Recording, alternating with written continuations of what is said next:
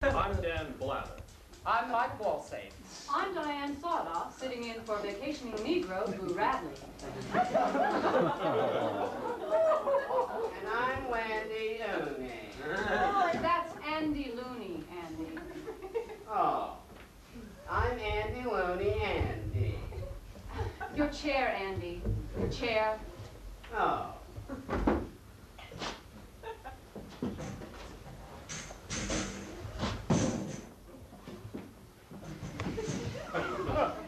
I'm Andy Looney Chair.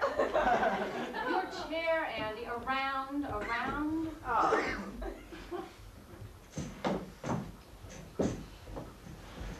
I'm Andy Looney Chair.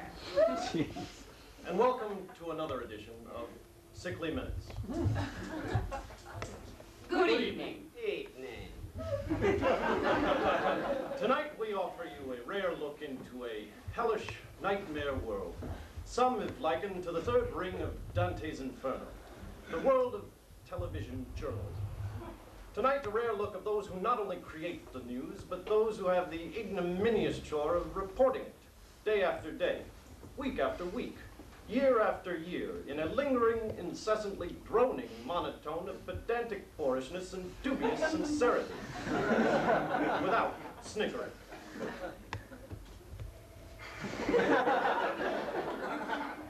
For over 11 sanctimonious years, we at Sickly Minutes have set the standard, led the field, pulled away from the pack, outdistanced the competition, showed the way, and generally shoveled up meaningless awards the way a Toro snowblower devours wet winter slush. So tonight, we turn the incisive Sickly Minutes news team in upon themselves in order that they might examine us to be the journalistic media phenomenon we find ourselves to be. We will, perhaps, as is our heritage, upend a few sacred cows along the way.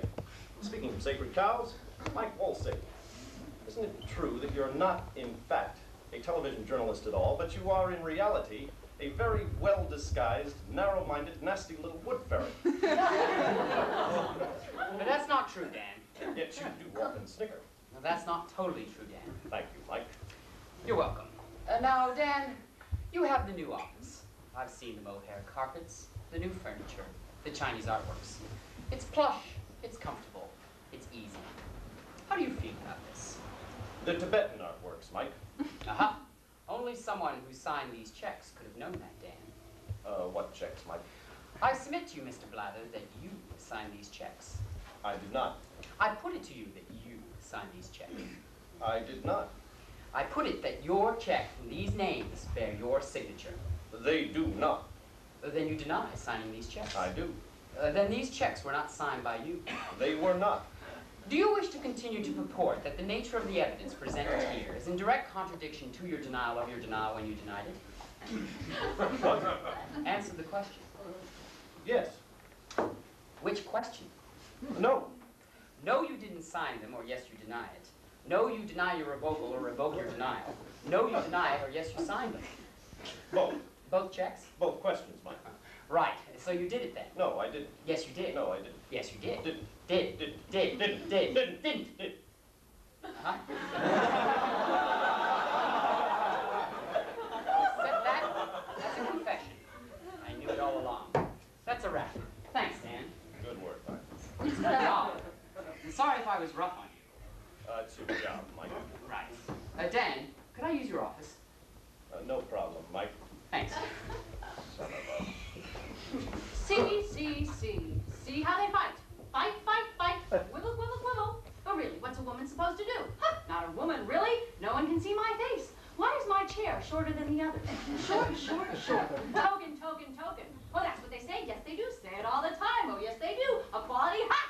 I'm all alone up here. Or down here's more the case, isn't it? More than alone. These are colleagues. These are broccolis. A rock in a hard place. But really, what's a woman supposed to do? Not a woman, really. More like a symbol. Symbol.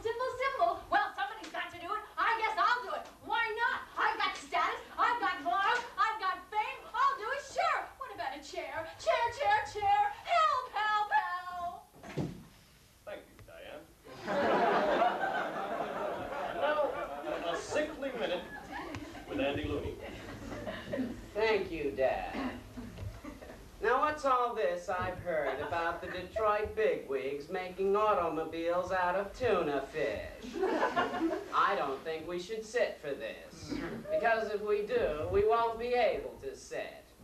You imagine the mess the mayonnaise is going to make on your Bermuda shorts? What's next after that? Soybean Mazdas? Pork fried Porsches? Can cold quiche Cadillacs be far behind? And what about nursery rhymes? Here's one I heard at the CBS slumber party just last week. Commies on the woodpile, commies on the shelf. Why don't those commies stay at home and communize themselves?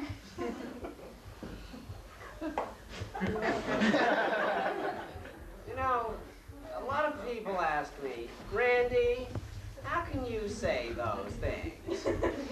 Now, the truth is, I just take a deep breath and try not to let the spit collect in corners of my mouth. But please, don't let your children try this.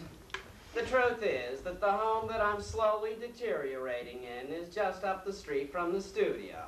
And after the show, if the producer gives me a good enough push, I can make it to Jack's Tavern just in time before they drain the beer from the runoff trays behind the bar. Oh, what the hell. I can't even listen to myself talk anymore.